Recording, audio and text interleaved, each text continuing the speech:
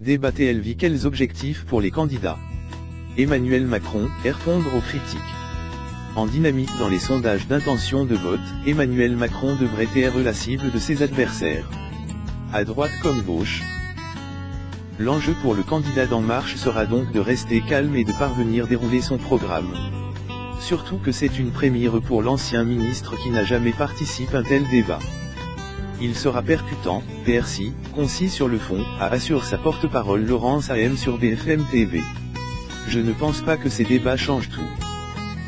Ils permettent de cristalliser des choses qui sont des JL, indiqué dimanche. Le principal concerne dans le JDD.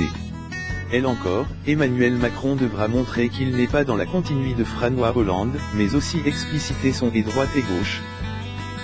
L'idée est de se situer au-dessus de la MLE, assume un conseiller du candidat. Tout l'enjeu pour lui est de solidifier son lectorat, de renforcer son image. Il doit montrer aux téléspectateurs qu'il est sérieux et crédible, analyse FR d'Éric Dabi, directeur général adjoint de l'IFOP, joint par le JDD. Marine Le Pen, briser le plafond de verre. Elle aussi devrait être la cible de ses concurrents. Mais Marine Le Pen va profiter de ce débat TLV pour tenter de montrer aux Fran et la crédibilité de son programme et essayer de briser le plafond de verre que le Front National a jusqu'elle connu lors des dernières élections.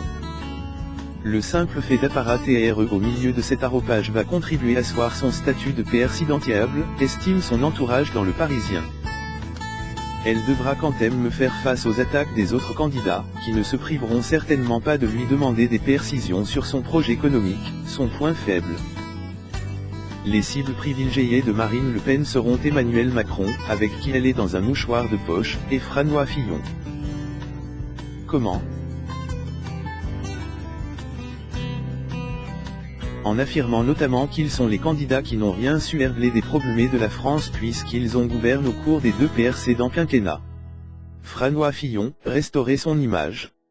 Les débats de la primaire de la droite en novembre lui avaient été réussis.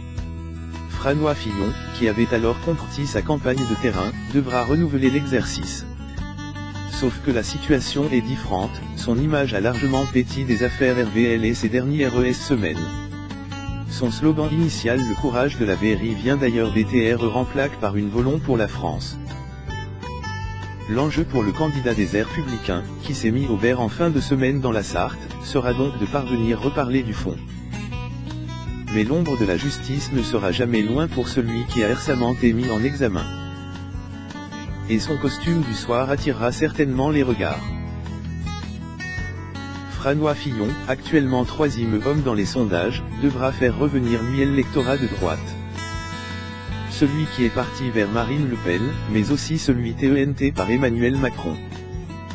Un jeu d'équilibriste. C'est sans doute le candidat qui a le plus perdre dans ce débat, estime le sondeur FR d'Éric Dabi.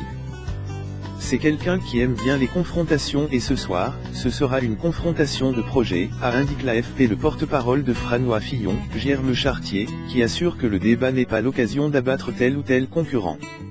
Benoît Hamon, présidentialiser sa stature.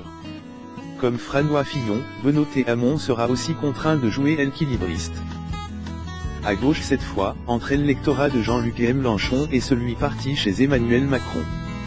Son potentiel électoral se situe 30%, dont 16% sont aujourd'hui TENTS par d'autres candidats. Il faut exploiter ce potentiel électoral, expliquait Jean-Marc Germain, le co-directeur de campagne du candidat socialiste. APRS la présentation de son programme jeudi et son meeting de Bercy réussi dimanche, Benoît Hamon essaiera de retrouver la dynamique de la primaire. Sur la forme, les débats TLVS, il connaissait, puisqu'il lui avait permis de se faire mieux connaître en janvier et de se crédibiliser lors du scrutin de la gauche. À l'époque, c'était Hmatic avait été au séjour d'échange. Pas SR qu'il en soit de M lundi soir. À part peut-être pour son revenu universel, qui fait l'objet de nombreuses critiques. Et si Benoît Hamon et Jean-Luc Mélenchon ont acte un pacte de non-agression, il faudra quand même pour le socialiste comme pour le candidat de la France insoumise montrer sa différence, un lectorat parfois en manque de REPRES. Jean-Luc Mélenchon, asseoir sa différence. Jean-Luc Mélenchon et Benoît Hamon sont au coude-coude dans les sondages. Il faudra donc que le candidat de la France insoumise parvienne prendre l'ascendant sur son premier rival gauche.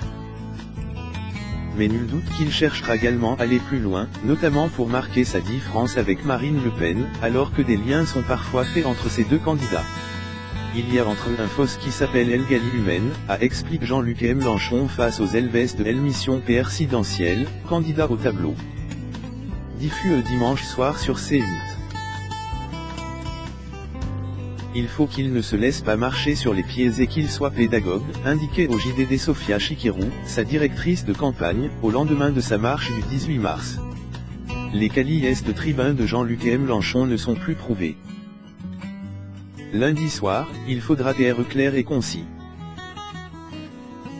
Chake candidat discussier d 2 minutes quarter pondre question that ils further interpelpartier d 1 minute 30. Jean-Luc Sirabon, il de l'habitude d'un rôle prédentiaire au Parlement européen.